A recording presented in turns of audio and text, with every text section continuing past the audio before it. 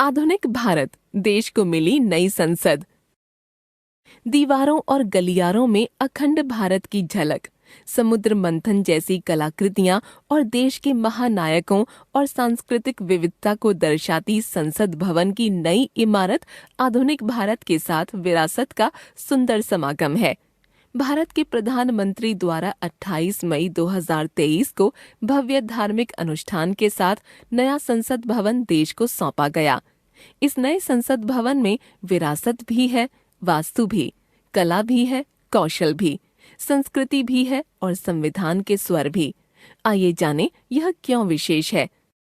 भूकंप सुरक्षित।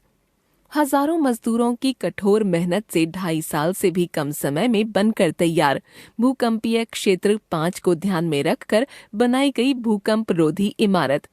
त्रिकोणीय आकार। यह आकार में त्रिकोणीय है क्योंकि यह त्रिकोणीय भूखंड पर बना है। त्रिकोणीय छत से सूर्य की किरणें पूरे भवन में फैलती हैं। भारत भर से सामग्री।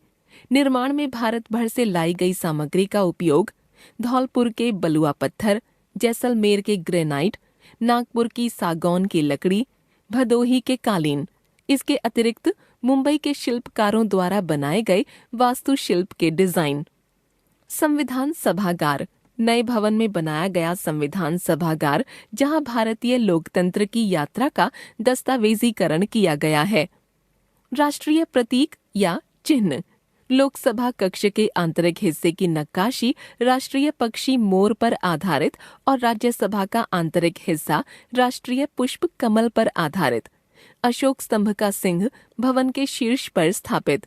प्रवेश द्वार पर अशोक चक्र और सत्यमेव जयते शब्द पत्थरों पर अंकित। भवन में गैलरी। शिल्प नामक गैलरी में सभी भारतीय राज्यों की मिट्टी से बने बर्तन, वस्त्र प्रतिष्ठान और स्थापत्य भारत के प्रतिष्ठित स्मारकों को प्रदर्शित किया गया है।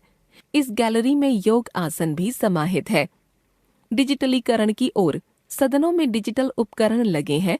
कई भाषाओं में कार्यवाही सुनी पढ़ी जा सकती है।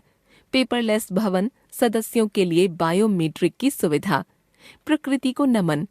भारतीय संस्कृति और वास्तु के अनुसार प्रवेश द्वारों पर लगी संरक्षक मूर्तियां।